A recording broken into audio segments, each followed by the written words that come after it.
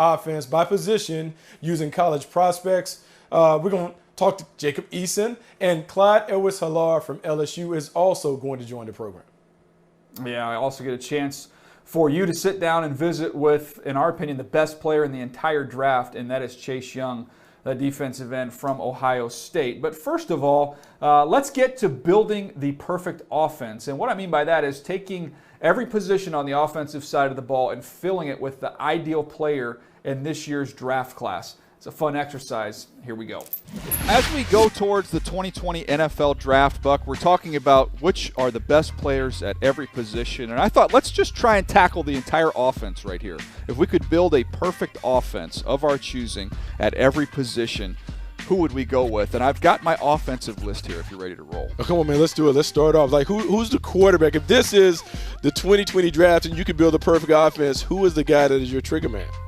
Well, I'm going to go Joe Burrow from LSU, and I'm going to park him back there in the shotgun, Buck. I'm going to do what LSU did. I'm going to get a bunch of guys out into the route and let him just distribute the football accurately with poise and great decision-making. He's going to be the captain of my ship here. You saw it last year at LSU with the 60 touchdowns. To me, the best season we've seen from a college quarterback. I don't think Joe Burrow, you just drop him in any offense and it's going to light up the world, but I think if you build it correctly around him, he can be a big-time field general and get your offense cranking. It's funny, when I look at Joe Burrow, he is the RPO master to me, meaning he is the perfect guy to run an offense that is layered with a bunch of RPOs. His ability to make quick decisions, his athleticism, which is understated, his ability to make these big plays down the field. He has everything. And so when I think about the perfect offense, you're right. Get everybody out. Let him work. Let him utilize some of those basketball skills. Let him find the open man, and it with the perfect bounce pass. Yeah, no doubt. And we get to the next position here. Let's go running back. I'm going to go DeAndre Swift from Georgia. He's the top back, in my opinion, in this draft class. I want somebody that's explosive, that's got a chance to take it the distance from anywhere on the field, but also somebody who can grind out some of those tough yards, who's going to drop his shoulder, finish every run. Somebody who was involved in the passing game at Georgia, but I believe has much more to give in that regard at the pro level. He's got soft hands. Not only use him in the screen game, he's somebody you can get out into the route. I think he'll be able to help your offense as well. This was a tough call for me. I had him, but, man, there was a little temptation with Clyde Edwards-Helaire to team him up with Joe Burrow, who's his college quarterback, and really, really get him involved in the passing game. But I think you just get a little bit more juice, a little bit more pop with DeAndre Swift. I love DeAndre Swift. I think DeAndre Swift is what should be the modern NFL running back, meaning the modern NFL running back is a guy that can not only run it, but he is a dominant playmaker in the passing game. When you talk to DeAndre Swift, and I talked to him at the Combine, he talked about playing 7-on-7 coming up and how he plays slot receiver. I think you see those skills play out when he's at the University of Georgia. I love the pick. I love the fit.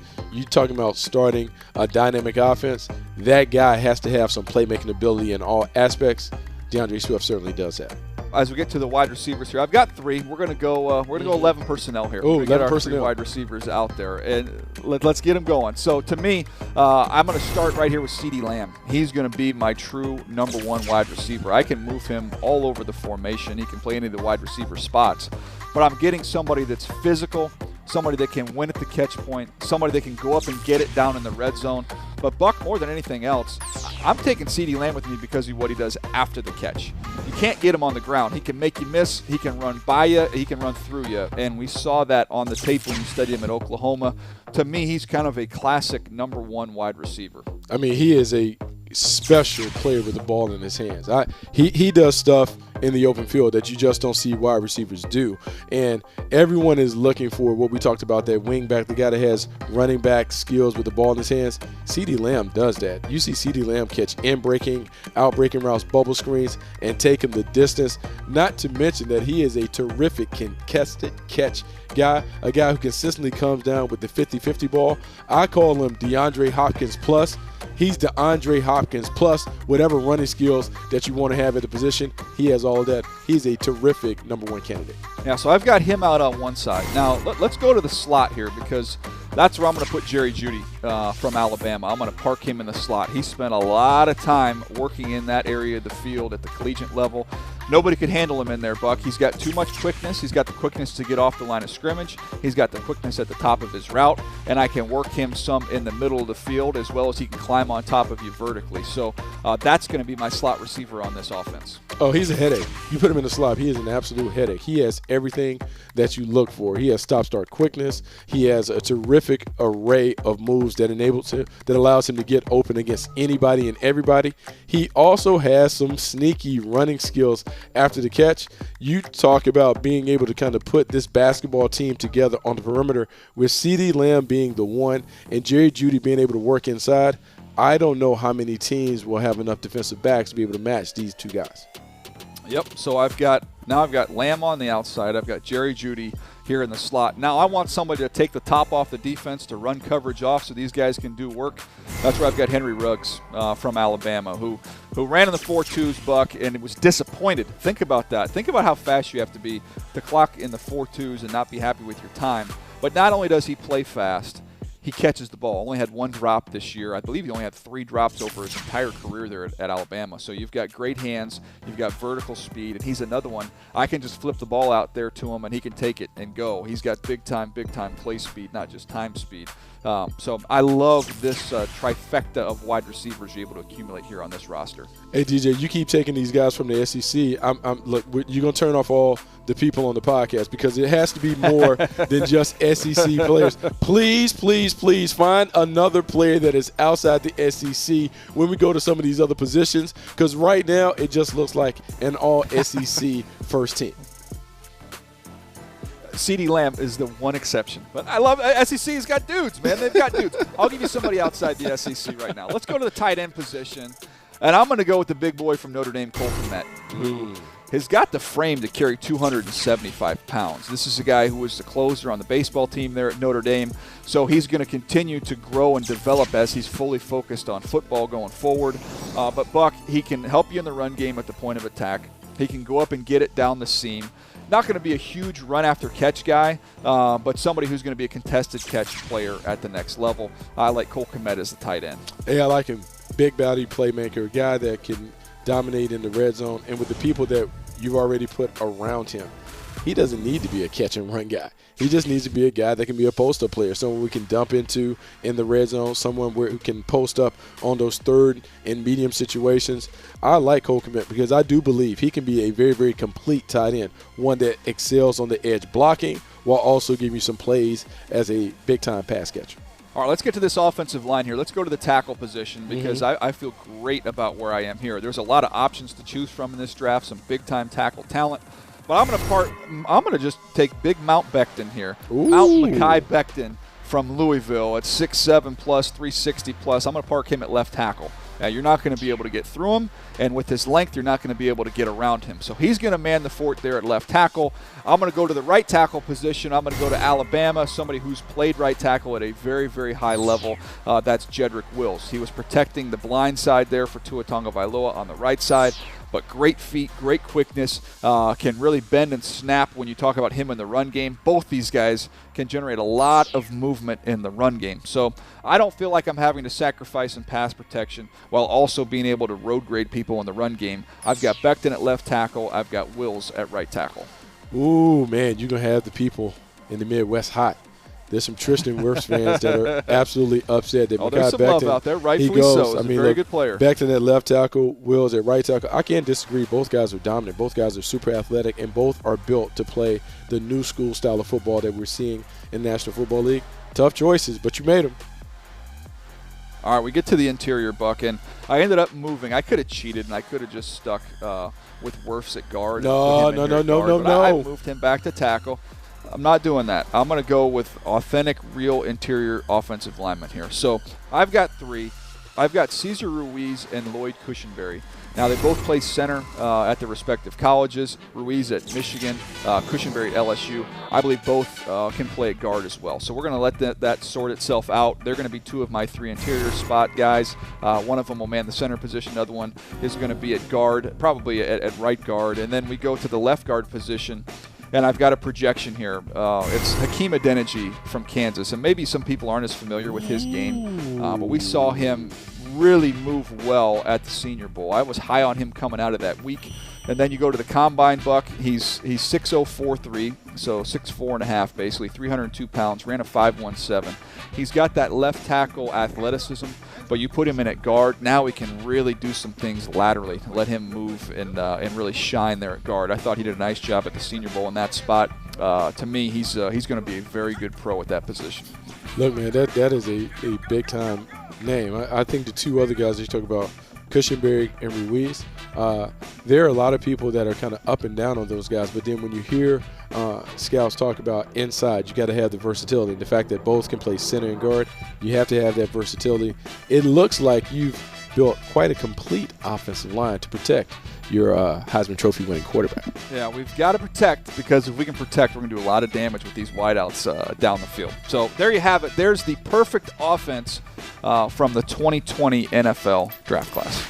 Buck, as you could hear there, get a chance to put those guys in the right spot. Man, it'd be a heck of an offense if you could roll out there with that group. I mean, who wouldn't like to have all those A-level players on one offense? The fun part of doing these exercises, you really get to see the depth of the draft. You also see where the playmakers, the box office players, are going to be next year in this draft class. No doubt. Well, now it's time for Rising FedEx Air and Ground Stars. As for a FedEx Rising Air Star, Washington quarterback Jacob Eason, Buck, I would say arguably as talented a thrower in terms of just pure arm talent as any quarterback in this entire draft class. I mean, look, he's a big-time thrower, probably one of the most talented throwers of the football in this class. He's big. He has a big arm. If this was 1980s, it would be all about Jacob Eason because he's a classic drop-back quarterback. However, when I look at him, I like the way he pushes it down the field. You just want to see him continue to grow his game a little bit in the new school era. Well, let's dig a little deeper into Jacob Eason. You had a chance to catch up with him at the Combine, and we learned a little bit more about the Washington signal caller. Join the Move the Sticks podcast. Big-time quarterback, University of Washington. They call it UW. Yes, sir. Jacob Eason. You know, the thing about experiences, you have a unique experience because you played at two big-time programs. Started your career at the University of Georgia, make your way back to UW. Eason to Fuller, touchdown Huskies! What did you learn from each place, and how will it make you a better player going forward? Yeah, you know, my path was windy, and it was, you know, coming out of high school, thinking back on it, it was not what I expected at all, being here now. You know, it was, you know, there's several things I picked up along the way, whether it was, you know, starting as a freshman in the SEC as an 18-year-old. You know, there's a whole lot of stories that come out of that and a lot of experiences. And then, you know, even when I got injured and sat out the rest of that season as a backup, you know, I learned how to handle that situation. You know, putting the team first and being a team player instead of a me guy. You know, and then the next year was when I couldn't play on Saturdays. You know, I had to find a new appreciation and love for the game and in practice and in the weight room and you know, it was a cool, unique experience for me to go through that, and then ultimately got back and just let it loose on Saturdays this last season and had a ton of fun and you know, could have been with a better group of guys and a better coach. So let's expand on that, because you did spend 2 seasons not really playing, having to kind of earn your way back after the transfer and kind of having to do it differently. During that time away from it where you weren't the starting quarterback, what did you learn, and how did it change you, whether as it came to your preparation, your performance? Like, what did you learn from kind of having to sit out? Yeah, no, it's, you know, a lot of it was, you know, the game I loved, and, you know, the thing I did every Saturday was taken away from me.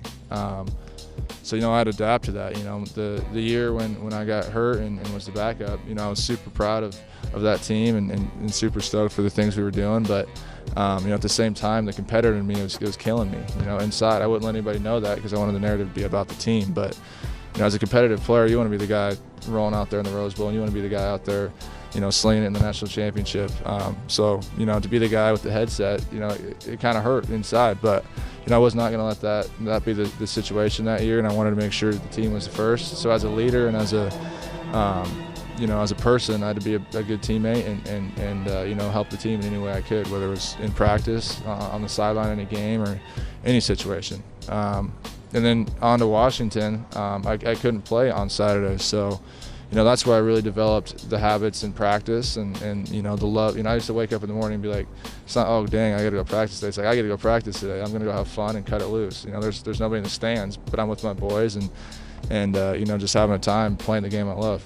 It's interesting because it seems at the NFL level, the game has changed a little bit at the quarterback position. You're seeing more of these mobile, athletic playmakers, guys running around. Yet you tend to fall into more of the traditional path. What is it about you being a classic pocket passer with a big arm that still will enable you to be able to win at a high level when so much of the NFL is kind of changing and going with the other style quarterback? Yeah. I'm just looking, for the best fit for me. I know there's guys like Lamar and Russell and several guys and Patrick Mahomes in the league that can run around and sling it all over, and they're really impressive and fun to watch. But there's also a handful of guys who fit my prototype and can win a lot of games. So, I think whatever coach, likes my style and I'll be all in. Well, Buck, he's had some adversity. You could hear it there talking about, battling injury as well as losing in that quarterback competition to Jake Fromm. A lot of it due to injury and his performance when Jake Fromm took over there, just did a phenomenal job. But he's had some difficulty. It hasn't been a smooth ride for Jacob Eason. But what do you think about his transition to the next level? How's that going to go? Look, man, I think it's all about the fit. If he goes to the right team, meaning a team with a dominant offensive line, a team that likes to play what I call old school football where they have play action and able to push the ball down the field, it'll be the right fit for him. If you're expecting him to be a guy that can be a mobile playmaker, someone that can kind of help you with his athleticism, he's going to be the wrong fit. But right environment, right scheme, right coach, he certainly has an opportunity to be a guy that can be a good player in this league. Yeah, very high ceiling. Got to clean up some things, pocket awareness-wise, movement-wise. Want to see some improvement in that department, but there's a lot to work with there with Jacob Eason. As for a FedEx Rising Ground star, LSU running back Clyde Edwards-Helaire is my second running back in the entire draft, Buck. I feel like we've talked about him so much through this process, but I almost feel like it's unfair to label him as a running back as much work as he does in the passing game. Oh, look, he's a terrific playmaker. And when you look at the way running backs are being utilized in today's game, they have to be able to make things happen in the air game, in the passing game. And he's able to do that. We've seen him catch balls beyond screens. He can get out there and win the one-on-ones. The running backs that are having the biggest impact in the league are the guys that can impact the passing game as well as impact it as runners. Clyde Edwards-Helaire certainly can do it in a variety of ways. Well, speaking of what he does in the passing game, you had a chance to visit with him at the NFL Scouting Combine and press him on that issue a little bit about how important it is for what you do, not just running the football, but receiving it. The thing that I can appreciate you is you appear to be a grinder on tape. When I watched you on tape, it was not only your ability to run the ball, but you're unique in your ability to catch the ball out of the backfield. Why is it so important for running backs to be able to be a factor in the passing game in today's game? Now in today's game, being able to spread the field is, that's the key.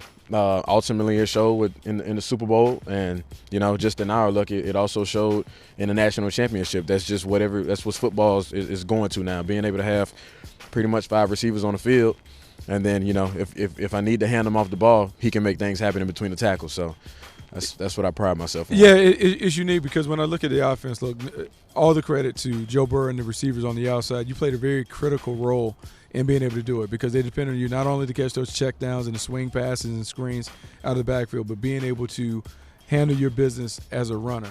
How do you prepare for doing so many different things, having so many different responsibilities on your plate as a running back? It's preparation, and that's the biggest thing. But being pinpoint and detailed about all the things that you have to do. You might not get 100 tries at everything in practice. So ultimately, being perfect as many times as you possibly can with the small amount of opportunities that you have at practice is something that you have to key in on. So film study is big. This is a mental game. And I think the physical part is less than about 50% for me. Yeah. Mentally being prepared for this game is something that's intense. So one of the guys that we heard about in terms of the preparation, kind of help you guys prepare. Your quarterback Joe Burrow is something remarkable. This may have been the finest football season that we've seen from a college football quarterback. Yep. What makes Joe Burrow so special? The way he analyzes things and the way he prepares, and that's what it comes down to. Joe was a guy who was in the facility 10 in the morning and leaving after everybody else. He is the ultimate NFL quarterback, and that's how he displayed himself, through college, and he's going to continue to do it. So how because obviously you were there at LSU the entire time. Joe kind of shows up a season ago. It's uncommon for a transfer to kind of come in and be a starter right away. How did he earn the respect of his teammates quickly? The biggest thing, I think that caught everybody by surprise. Devin White was chirping at him at practice, and Joe started coming back at him, and ultimately a guy who's pretty much just transferred in and has he had that leadership role immediately, and he showed he's not scared of anything. And Devin ultimately was doing it to make sure this is the guy that we want to play quarterback, and from that point on, everything just took off. It's funny that you bring up Devin White, because Devin White, to me, they told me he was kind of the godfather down there in terms of, like, he had to bless everybody before they were kind of brought into the fold. And so when Joe goes and does that, it also speaks to his competitiveness. How competitive is Joe Burrow? Probably the most competitive person that you'll ever meet. And for the most part, he'll sit back and not really say anything. But when it's time and that ball's on the field, it's on. So it's funny because, man, and watching a bunch of your games and watching you guys go on this magic run to the national title, you would see games where it wasn't necessarily that the game was hanging in the balance, but y'all had some nip and tuck affairs that were kind of physical. And at some point, you need a guy to make a play. It seemed like he was one of the catalysts to you guys being able to make plays. Like, where does that come from? Is he calm in the huddle? How is he in those critical situations? I think we probably had the most calm huddle, or just calm demeanor about our offense. We were just out there having fun, and being able to have that guy who, if he needed to take over, make a play, run the ball, wasn't scared to get hit. That's something that's rare in a quarterback. It is kind of rare. You know, the thing is rare. It's rare to see how much you guys genuinely loved him. Oh, yeah. One of the things that stood out is when he would get awards or honors on the field, you guys would be right there, like, genuinely supporting him. And sometimes that doesn't happen. So it must be something special about him and the connection that you guys had. Yes, sir. We don't look at each other as teammates. Ultimately, in that locker room, we were brothers, and that's just how the mold of it is. And you can tell, him coming into Louisiana and understanding, it's different down south. Southern hospitality is real, and I think it was more intense in that locker room, and us understanding, we need to come together, and we have this guy who's ultimately gonna mesh it all, and it all came together. Well, Buck, the thing that jumps out to me from your conversation with him really was just the theme of competitiveness. You get that when you watch him on video. You see how physical and tough he is for his size, and you can almost feel that competitiveness come through in his voice. You absolutely feel his competitiveness, and I think that's the biggest trait. A lot of people are talking about the athleticism and all those things, and whether you liked or didn't like how he worked out at the combine. I think at the end of the day, he's a football player, and football players should be judged by how they perform when they have the ball in their hands and when they have the pads on. And when you look at him in that environment, he's a dominant player. Someone is going to get a high-value player, someone that has been underrated in the process, but a really, really good football player and immediate contributor. Yeah, I think he's outstanding. And I think a lot of people look at the wrong number at the combine. They look at that 4.6 flat 40. Oh, he doesn't have any juice. He's not explosive. He jumped 39.5 inches. That speaks to just how explosive and powerful he is. Just watch the Alabama game. Not many running backs go into Tuscaloosa and take over a football game like this kid did. So he's a big-time player. Can't wait to see where he ends up. That was Rising FedEx Air and Ground Stars. Well, Buck, we mentioned it at the top. You had a chance, again, at the Combine to talk to so many players, but you had one in particular that I was anxious to listen to, and it is a fascinating conversation. It's with the top dog. It is the top player in this year's draft class. It's Chase Young from Ohio State, and here's your visit. Robinson, and sacked again. Great pressure. Robert Landers, Chase Young. It's so difficult to block Chase Young, and Lane Kiffin knew about this. Listen, he knew weeks ago. He's like, our biggest issue is going to be trying to block Chase Young. Join the Move to Six podcast. We are excited to have Ohio State standout Chase Young. You know, something that I'll never forget is just kind of watching you on tape. Dominant performance this season, but actually it's been a dominant 3-year run for you at Ohio State. Robinson in trouble. And he's taken down, guess who? Chase Young. Just talk a little bit about what you learned from the experience playing at Ohio State. Playing at Ohio State, man, I definitely learned how to work hard consistently. I would say that that Coach Mick, he would stay on us, mainly me, and push me, because I feel like Coach Mick knew my potential and knew where I could be one day. And you know, by doing that, me and Coach Mick have a great relationship right now. Coach Johnson, you know, he definitely, you know, teach me how to use my hands, my hips, a better first step on the field. But the biggest thing he taught me, you know, how to do is be a man off the field. And I can always go back to when I did get suspended, and how he was always in my corner and supporting me, just telling me that how I should face it on. And you know, I did that, and you know, it definitely helped me out in the long run. You know, it's unique that you played on the D-line where you've had some top picks that you played with, Joey and Nick Bosa.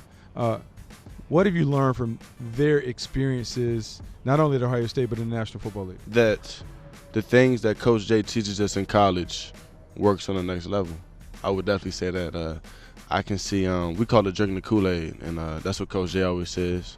And you know, the stuff that, you know, that I use in college right now, that Nick used, Joe used, they're using it in the league right now, and you know, racking up sacks. So it's something I'm excited about. Yeah, because I know it works. So you know, that's definitely in my back pocket. It's funny you talk about like drinking the Kool-Aid and knowing that stuff works. I've said this, and I don't know if I said to you. Obviously, we know each other outside of the podcast, but last summer, when I look at you, I see a lot of Julius Peppers in you. Having been in Carolina when Peppers was playing for the Panthers, I see that.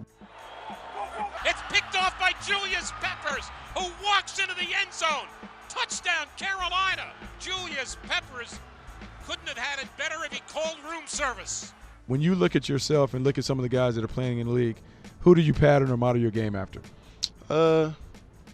You know, I try not to really model myself after anybody, but if, you know, I like Julius Peppers a lot. That was the first, you know, defensive end that, you know, I was attracted to.